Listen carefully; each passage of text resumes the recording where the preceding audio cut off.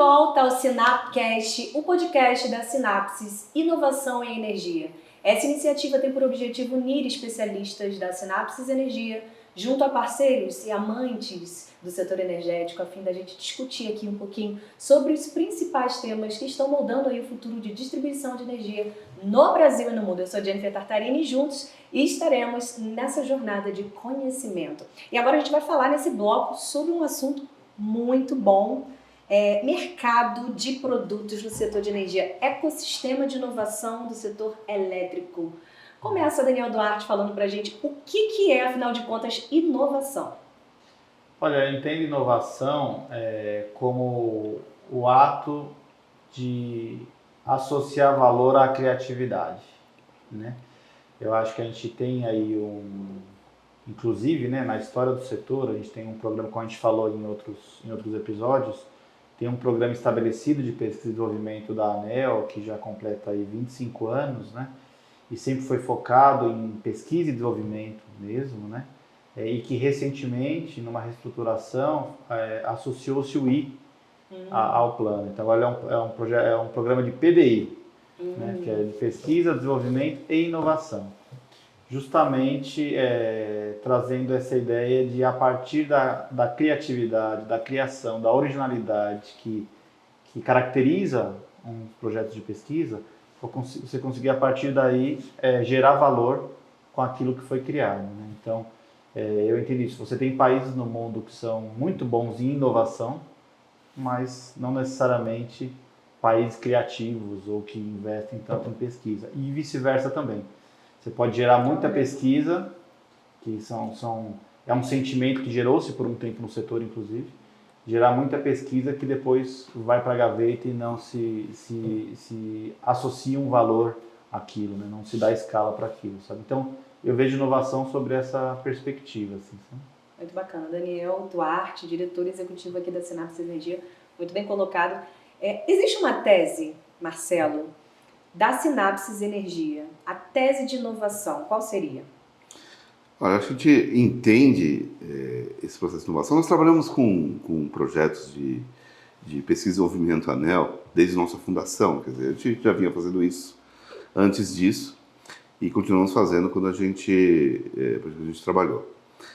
E a gente também, ao longo de todo esse tempo,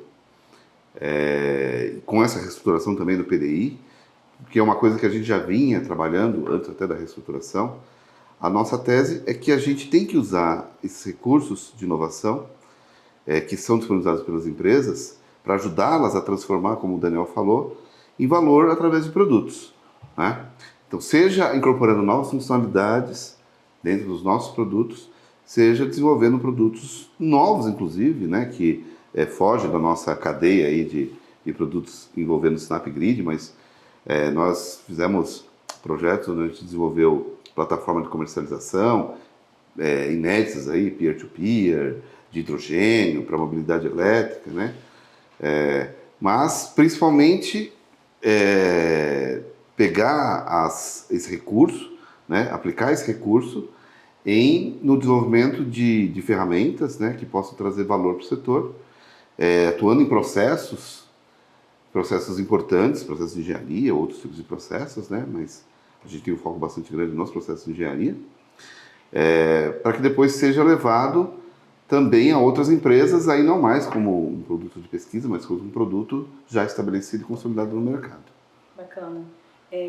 Dá para usar, no caso, esses produtos, esses softwares, aplicar dentro de valores de empresas e auxiliar eles com essa ferramenta, seria esse valor, essa missão?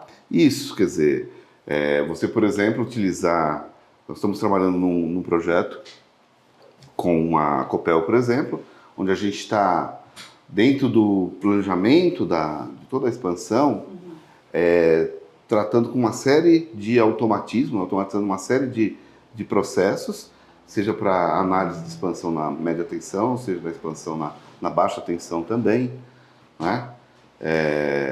Para que isso daí possa ser utilizado em processos que, por exemplo, a baixa tensão era um ramo um ramo do setor, um ramo da distribuição, onde você tem muito pouca informação, você tem muito pouca análise, até hoje, né? Então a gente está... Porque é uma massa muito grande de informações. Então, assim, uma empresa como a Copel tem dezenas de milhares de transformadores de redes de baixa tensão, né?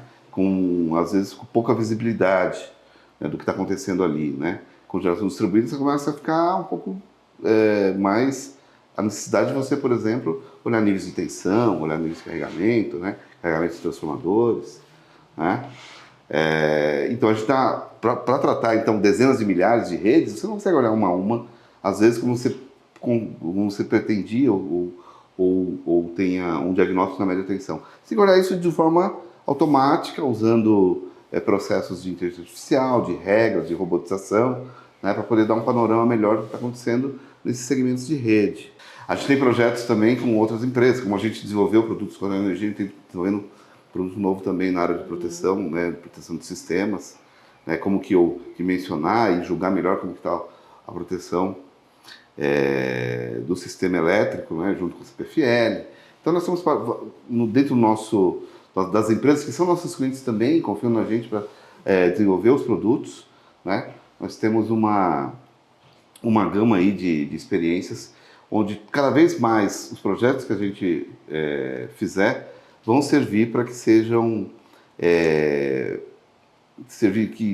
de produtos que sejam aplicados a outras empresas também para levar esse conhecimento, que não fique só na empresa que financiou o projeto, mas que seja levado para as outras também, e aí você cria valor para toda a cadeia. Eu acho que existe uma tese central também que atravessa tudo isso, que é a gente acredita que não há limites para gerar informação, né? Então, a gente tem trabalhado muito na questão de tratamento de dados, de aplicação desses algoritmos, né, de extração de informação a partir dos dados, né, aprimoramento dos motores de cálculo, enfim, por entender que a gente tem como missão gerar a informação necessária a quem de direito, a cada tomador de decisão. Acho que essa é a nossa principal tese. Que informação que aquele tomador de decisão precisa? Essa informação a gente tem que ter recursos computacionais científicos para gerar na ponta. Isso vale tanto para processos dentro das empresas, mas para a comunidade, para a sociedade como um todo, né? Então, por isso que a gente fala assim, a aplicação de inteligência analítica, né, em processos, né, em dados, através de produtos, para poder, ao fim, chegar em cenários, né, que contribuam para esse processo de transição energética e possibilitem o que a gente chama de democratização energética também, que não é só o acesso à energia de forma eficiente, enfim, mas também a informação sobre esse processo todo, né? Então a nossa ideia e a nossa tese central também parte daí. E aí os produtos são gerados a partir desse conceito, dessa ideia, né? Como que a gente consegue baixa tensão, tem pouca visibilidade, pouca observabilidade sobre a baixa tensão. A gente sabe que a informação está lá. A gente sabe que a gente consegue ir lá e trazer a informação e levar para quem é de direito. Então a gente investe em tecnologia massiva para poder gerar esse tipo de valor aí. Agora é essencial criar essas fontes de fomento, né, para o desenvolvimento dessas ferramentas, dessas inovações. Eu acho que tem o programa ANEEL, PDI ANEEL, que foi e durante as últimas 2 décadas e meia, uma grande fonte de fomento para a inovação, mas eu acho que é pouco, né? Eu acho que é pouco. Acho que durante muito tempo ela foi uma fonte mais orientada à pesquisa, né? Eu acho que é necessário, a gente tem algumas fontes de fomento, públicas, inclusive o FINEP tem linhas hoje de crédito, de fundo perdido para inovação, mas eu sinto que faltam políticas industriais mais voltadas ao setor de tecnologia, sabe? Eu acho que a Sinapses, né, ela hoje utiliza mais os recursos do programa ANEEL, né?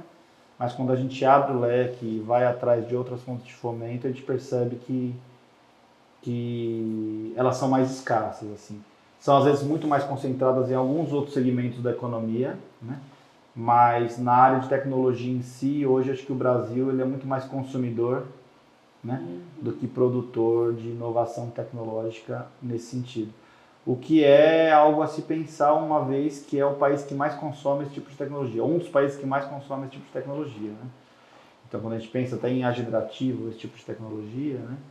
O usuário brasileiro de smartphone de rede social é um dos mais ativos do mundo. Então, é um dos maiores produtores de insumo, está repetindo outras a característica de outros setores, né? É o maior produtor de insumo, mas ainda com pouco investimento em tecnologia. Então, eu acho que essa é uma carência, quando se fala, né, em programas nacionais. Acho que tinha que ter algo mais intensivo e mais forte para esse tipo de incentivo. Sabe?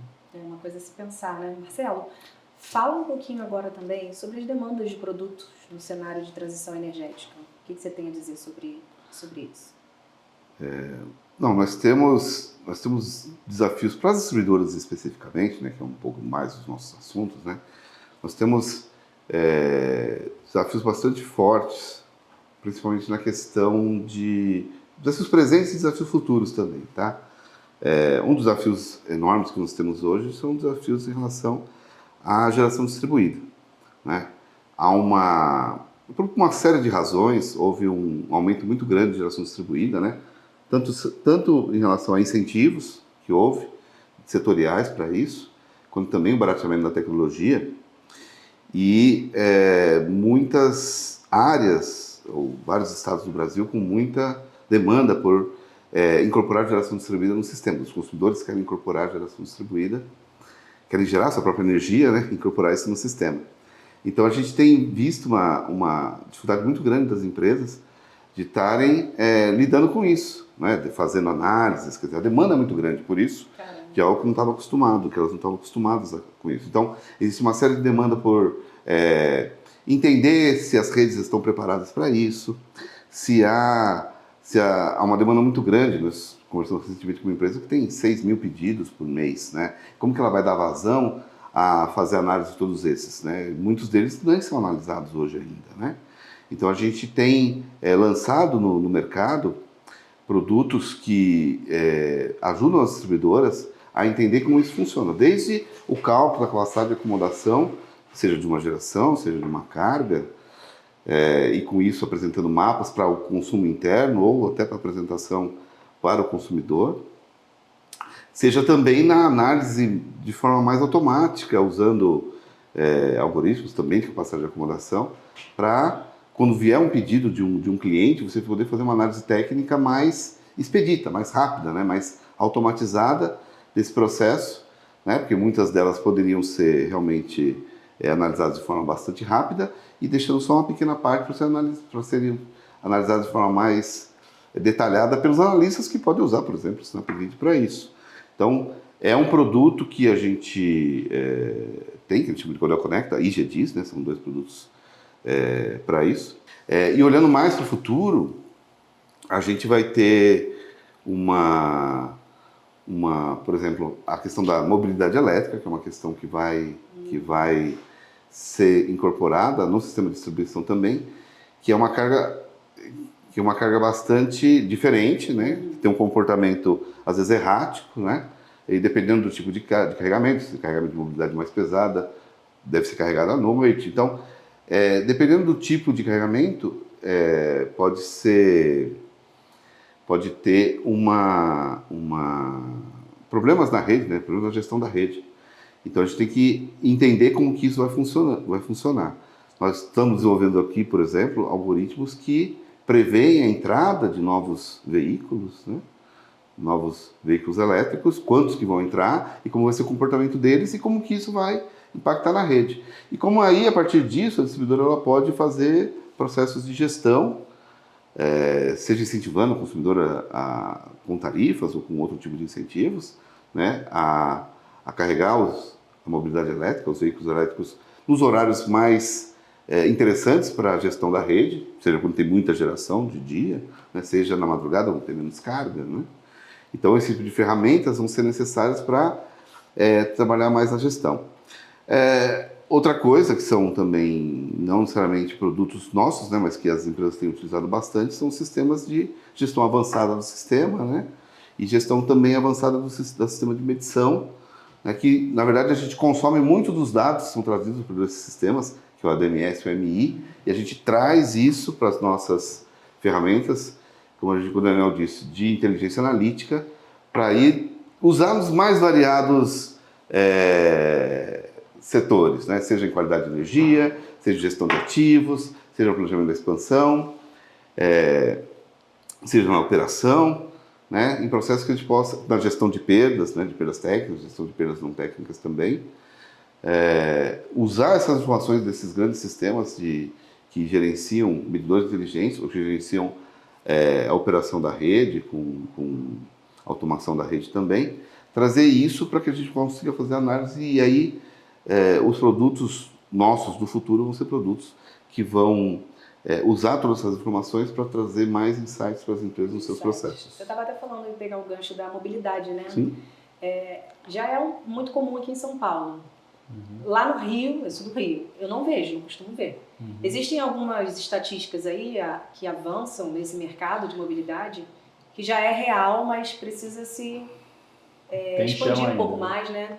A gente vai falar um pouquinho também sobre isso em um outro episódio, mas hoje você tem sempre um processo um processo econômico em relação a isso, a troca, né? Quer dizer, veículos que rodam bastante, né? Já é economicamente viável você ter a troca de um veículo a combustão por um veículo elétrico. Por exemplo, taxistas, motoristas de aplicativo, né? Ou a frota de transporte urbano coletivo, né? Que roda o dia inteiro, né? E tem uma característica específica, né? Para esse tipo de nicho já é economicamente viável você trocar o motor a combustão por motor elétrico pelo custo operacional. O custo operacional de você ter, apesar de ser um pouco mais caro, ou ser mais caro a investimento, um veículo elétrico, seja um ônibus elétrico, seja um caminhão, um veículo de frota elétrico, um veículo de aplicativo ou um táxi, né? Ele é mais caro do que um veículo a combustão comum. Na operacionalização, no uso no dia a dia, né, o custo de energia elétrica comparado com o custo de gasolina é bem menor e que vale mais a pena.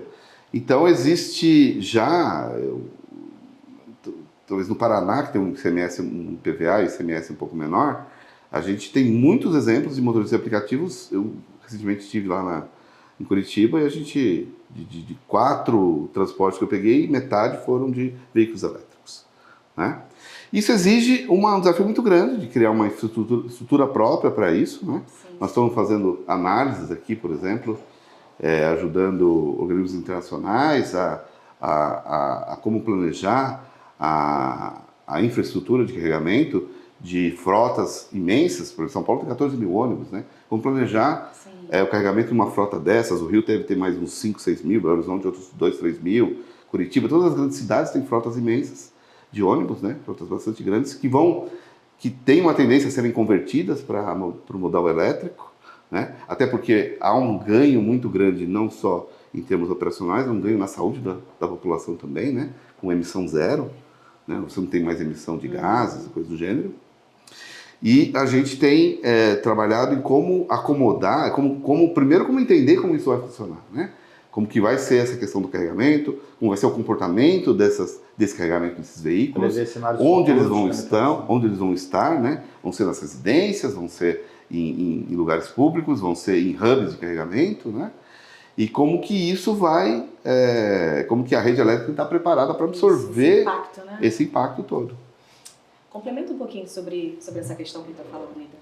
Não, eu acho que é isso, assim, acho que isso tudo que ele está dizendo, né, você percebe que as demandas por produtos que a gente observa, elas estão muito diferentes das demandas que a gente teve até então, assim, sabe? Dá para perceber nitidamente uma quebra de paradigma nas demandas setoriais, assim.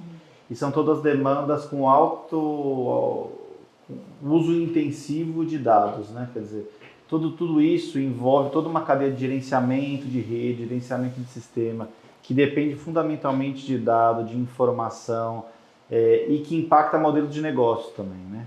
Então acho que a gente percebe nitidamente essa pivotagem do setor, né? Entre demandar produtos que visavam somente aprimorar os processos que já estavam consolidados, para produtos agora que desbravam uma nova cadeia de processos que se colocam, né? Há pouco tempo você não tinha ali um processo estabelecido nas concessionárias de análise de geração distribuída, de conexão. Então você tinha uma pessoa que fazia estudos especiais quando isso aparecia. Você sai disso para um processo novo que tem que analisar 6 mil pedidos por mês de conexão. Então tem um processo novo que se estabelece ali. Veículo elétrico é algo que também, né, a gente está aí trabalhando, como o Marcelo disse, né, com alguns órgãos internacionais que estão junto a concessionárias aqui do Brasil avaliando o planejamento. E a gente está junto com as concessionárias ali discutindo. Você vê que é algo novo, né? É um tipo de planejamento novo, é uma outra forma de olhar para o sistema, né? É o chuveiro que anda, né? Então, assim, o que a gente tem percebido é isso, sabe? Que as demandas mudaram de produtos, né? As demandas para os processos tradicionais são demandas de automatização e aumento de eficiência, né? E redução de tempo. Agora, essas novas demandas são mais complexas, porque envolve, como a gente falou lá atrás, envolve a implementação de processos novos, assim, sabe? Isso envolve incentivo regulatório, tem toda uma discussão setorial mais ampla que tem que ser feita, né? Porque isso envolve o modelo de negócio, né? Isso envolve incentivo para investimento, né? Vocês lidam muito com uma resistência referente a essa questão de modelo de negócio? Não, na verdade, na verdade ou é mais a questão do investimento setorial, em si? né? Não, é mais uma questão de como que o setor vai se organizando, né? E vamos dizer assim, muitas vezes você, a partir de uma mudança regulatória que incentiva um determinado ponto, existe um crescimento, por exemplo. A geração distribuída foi um pouco disso, né? Houve incentivos bastante fortes no início, né? E ela passou por um boom bastante grande. Agora tem uma discussão o quanto desses incentivos devem continuar ou não, né? Mas o fato é que uma distribuidora de energia, ela tem que, quer dizer, ela tem que ter uma realidade nova que tem que ser enfrentada. Então, vamos dizer assim, o processo de eletrificação da mobilidade vai continuar, o processo de geração distribuída vai continuar também, né? O consumidor ele quer participar mais, ele anseia por mais conhecimento, liberdade de gestão da sua conta de energia, do seu consumo, então ele precisa de mais informações, né? Os equipamentos todos eles vão ser mais exigidos, então você precisa ter uma gestão de ativos mais baseada em dados, né, para você saber quando renovar, quando expandir, quando melhorar, quando você fazer uma manutenção, né? Nós estamos sofrendo com mudanças climáticas, né? A gente vai falar bastante disso num próximo episódio, mas é um desafio bastante grande na operação do sistema, quando você tem um evento climático extremo, então você tem que adaptar a sua infraestrutura para isso, né? Talvez reforçar alguns locais, ter planos de contingência, né? Ter colaboração entre distribuidoras. Então, a gente está vendo o processo de resposta à demanda, onde os consumidores podem ser chamados também para participar dessa gestão de rede. Nós temos a abertura de mercado que vai levar à mudança aí de paradigma, quer dizer, a distribuidora tem que concentrar mais na gestão dos seus ativos e menos na comercialização de energia para os consumidores, né? Mas percebe assim, ó, que tudo isso que o Marcelo está falando são mudanças que impactam o negócio, né? E por isso que assim, é um outro assunto, né, do qual a gente vai tratar em outro episódio, né? Mas se você não tiver uma concessão, né, ou um arcabouço regulatório que viabilize esse negócio também, você acaba estrangulando o próprio negócio, né? Então, se você incentiva, por um lado, a redução de custo operacional, né? Como sinal de eficiência operacional, né? Menor custo, maior eficiência, né? E, por outro lado, você precisa enfrentar um cenário com mudanças tecnológicas que demandam um corpo técnico mais robusto, né? Você tem sinalizações contrárias ali, né? Quando você fala em abertura de mercado, quando você fala em geração distribuída, você estabelece regras regulatórias que incentivam a entrada de geração distribuída. Isso vai impactar na necessidade de estabelecer novos processos dentro da empresa, em mais mão de obra, em mais trabalho, né? Então tem toda uma visão integral que tem que ser feita para você colocar o sistema de pé, para você poder dar sustentação Senão não para esse novo consegue ter cenário. Senão não E, consegue, né? e nesse ponto, Extrato ali, né? Bem... e nesse ponto a inovação aplicada é muito importante, porque, por exemplo, nós temos elementos novos que podem ajudar a fazer gestão de rede, né? Ou sistemas, por exemplo, baterias, né? Sistemas de armazenagem. Todos esses sistemas podem ajudar a fazer gestão de rede, sistemas de DRMS, né, que geram recursos distribuídos, também pode ajudar a fazer isso, mas para isso são tecnologias novas que você tem que trazer e ter um conhecimento sobre isso. Então, os projetos de inovação são bastante importantes para aplicar essa tecnologia, né, ver como ela se comporta dentro de uma situação como nós temos aqui no Brasil, né, porque muitas vezes é uma situação diferente, por motivos históricos de outros países onde essas tecnologias foram desenvolvidas.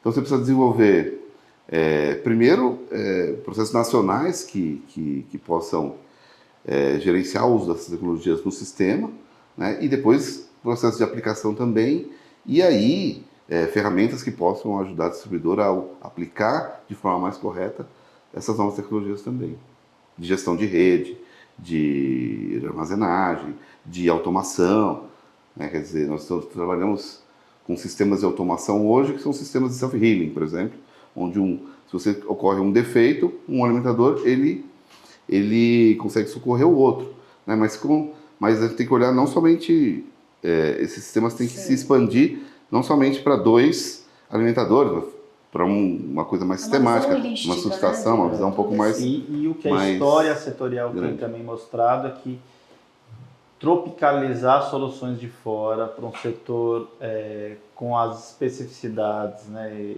tão heterogêneo como é o setor de distribuição brasileiro, não tem dado bom sempre, né? Não é um caminho, é um caminho que tem seus limites, né? O setor elétrico brasileiro tem uma série de especificidades, tem uma série de questões no manejo dos dados, na produção dos dados, né? Então, por isso que o Marcelo falou é importante, esse investimento em pesquisa e essa atenção à pesquisa voltada à tecnologia, né, à inovação tecnológica de dentro para fora, né, a partir do Brasil, acho que é importante para poder equacionar essas questões. Né? Muito bom, Daniel. Mas a gente falou um pouquinho estamos falando sobre inovação, a gente não chegou a falar sobre os prêmios, né? Sim, Fala um pouquinho, falando em Sinapsis, inovação em energia, esses prêmios que vocês receberam, conta um pouquinho sobre esse aqui. Esse aqui Open Startups. O Seu Open Startups é uma organização que ela promove a interação entre startups, né, empresas de base tecnológica, e grandes corporações num processo de inovação aberta. Porque as grandes corporações, até pela natureza delas, né, para se oxigenar também, né, promovem vários programas de inovação aberta, quer dizer, inovação dentro dos processos da empresa, usando empresas de fora, startups e empresas tecnológicas. Né? Um programa de inovação aberta típico é o programa de PDI Anelo. Né? É o mais tradicional, mas hoje todas as empresas têm outros programas de inovação além desses. Né? E a partir disso nós temos um relacionamento muito forte com as empresas do setor, né? Praticamente todas as distribuidoras, os grandes grupos são nossos clientes, tá? E a partir desse relacionamento de processos de inovação aberta que a gente tem com eles, essa entidade sem Open Startups ranqueia as startups, né? Faz isso para diversos mais inovadoras, economia, né? Então você tem health techs, agrotechs, né? Fintechs e tal, e as energy techs. E nós fomos, o ano passado, agraciados com o primeiro lugar na categoria de startups de energy tech, tá? E ficamos também entre as... 56º lugar, entre as 100, total, né? 100 no total. Entre as startups foram mais de 2.000 startups avaliadas. Olha só, que bacana. Né? Então isso acho que é um reconhecimento e reforça o quanto que a nossa missão é justamente focar em geração de valor a partir dos nossos produtos, né? Porque justamente esse prêmio ele avalia e valoriza o quanto que as suas soluções promovem relacionamento com os clientes, estão implantadas nos clientes, tem contratos de suporte e manutenção, né? Ou seja, estão de fato sendo utilizadas pelos clientes, né? Isso mostra muita seriedade também no trabalho de vocês, né? Sim. Trabalha um pouco da história dessa jornada Sim. em inovação. Muito bacana, gente. Vamos encerrar por aqui. Próximo bloco Não, tem mesmo. mais. Você de casa, continua aqui com a gente, aqui no canal Sinapses Inovação e Energia, no Sinapcast. Até a próxima, hein?